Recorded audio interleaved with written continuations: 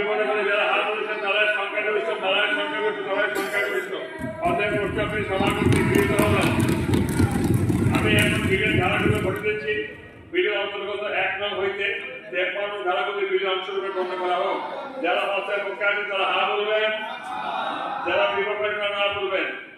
যেহেতু না বলার কেউ নেই, তাই মনে করি যারা সংখ্যাগরিষ্ঠ তারা সংখ্যাগরিষ্ঠ।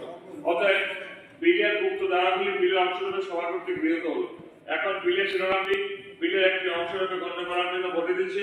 বিলের শিরোনামটি বিলের অংশরূপে গণ্য করা হোক। যারা প্রস্তাবের পক্ষে আছেন হা বলবেন, তারা সংখ্যাগরিষ্ঠ।